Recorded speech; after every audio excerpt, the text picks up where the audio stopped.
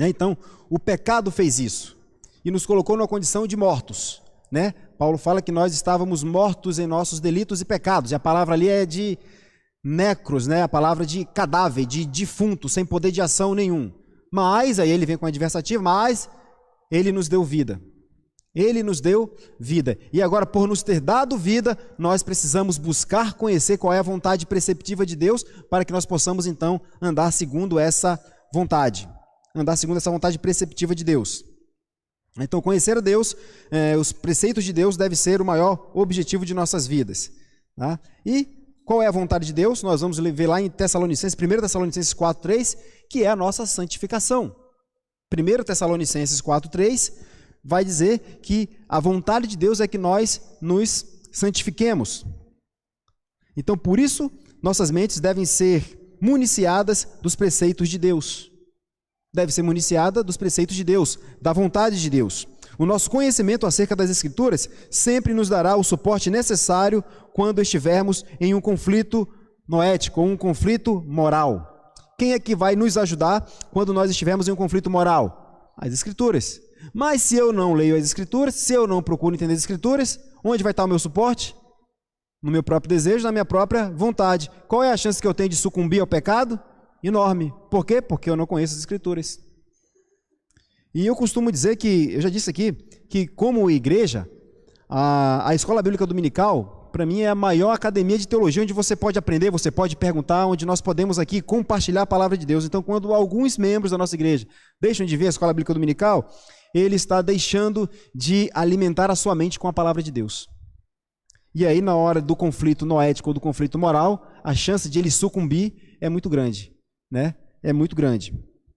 Então veja, a própria tentação de Jesus, lá em Mateus 4, do 1 a 11, o texto é grande, não vou ler porque o nosso tempo está corrido, mas na própria tentação de Jesus, Satanás fez o quê? Citou o texto bíblico para Jesus. O que foi que Jesus citou para ele? Texto bíblico, mas olha, o que significa é isso, não é isso. Então Jesus deu o real sentido, assim como ele fez com os fariseus, que por vezes, mas a lei diz isso. Não, vocês não entenderam a lei. O que significa é isso. Então, se nós não municiarmos a nossa mente com a palavra de Deus, nós estamos susceptíveis a sucumbir diante do conflito moral, do conflito noético. Tá? E eu vou dizer a você, a tentação que Jesus passou, Adão foi tentado no Éden. Veja essa relação. Adão foi tentado lá no Éden e sucumbiu à tentação. Jesus foi tentado no deserto. Foi a mesma tentação que eles sofreram? Em intensidade, não. A mesma tentação, Satanás tentando homem e homem, Jesus Cristo homem, sim, mas em intensidade, não. Adão cedeu muito fácil. Quando Jesus foi tentado, e aí deixa eu tentar fazer uma ilustração. Pensa num levantador de peso. Pensa que o peso que é colocado para um homem levantar é a tentação.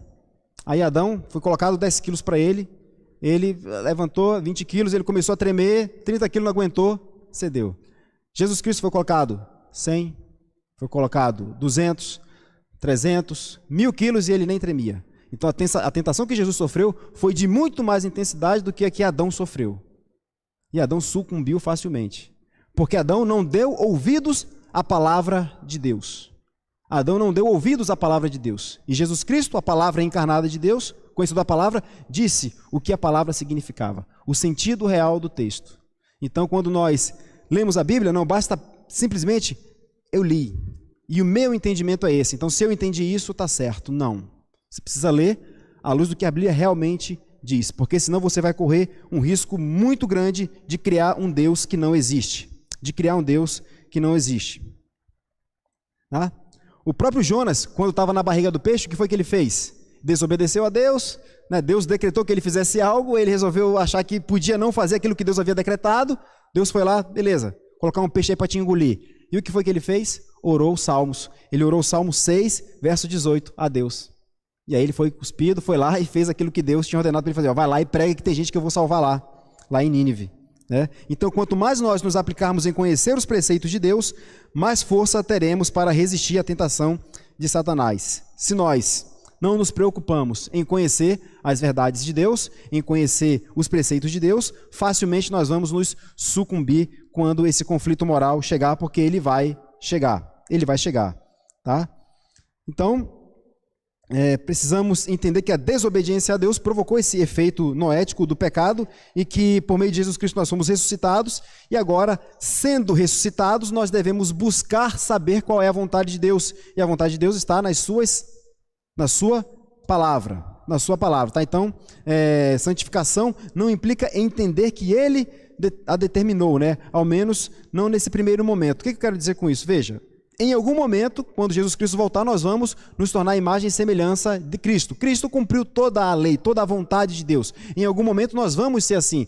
Nesse primeiro momento, quando ainda não acontece, o ainda não, quando não acontece, nós precisamos buscar saber qual é a vontade de Deus.